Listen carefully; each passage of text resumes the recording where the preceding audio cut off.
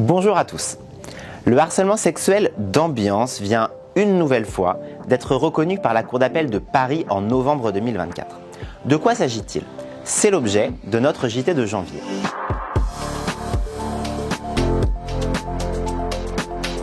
Le harcèlement sexuel d'ambiance désigne une situation où, même sans être directement ciblée, la victime subit des provocations, blagues obscènes ou vulgaires qui lui deviennent insupportables. Comme vous le savez, le Code du travail prévoit que l'employeur doit prendre les mesures nécessaires pour assurer la sécurité et protéger la santé physique et mentale des travailleurs. L'employeur doit prendre toute disposition en vue de prévenir les faits de harcèlement sexuel, y mettre un terme et les sanctionner. Dans cette affaire, jugée par la Cour d'appel de Paris, une salariée a dénoncé un harcèlement d'ambiance dans son entreprise constitué par des propos sexistes et d'agissements inappropriés. En open space, des collègues échangeaient des mails contenant des photos suggestives accompagnées de commentaires graveleux. En l'absence de contrôle des messages, pourtant permis par la charte informatique, et compte tenu de la proximité des postes de travail, la salariée ne pouvait échapper à cette ambiance dégradante. La Cour d'appel constate que cette situation a eu pour conséquence une dégradation des conditions de travail de la salariée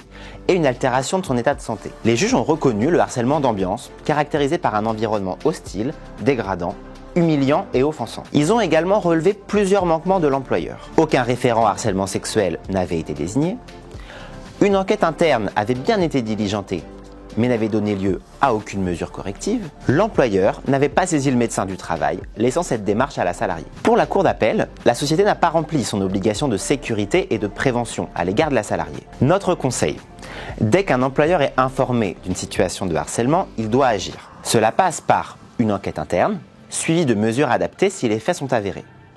Pensez aussi à désigner un référent harcèlement sexuel au sein de votre CSE. Nous sommes bien évidemment à vos côtés pour vous accompagner dans la mise en œuvre de ces mesures. À très bientôt.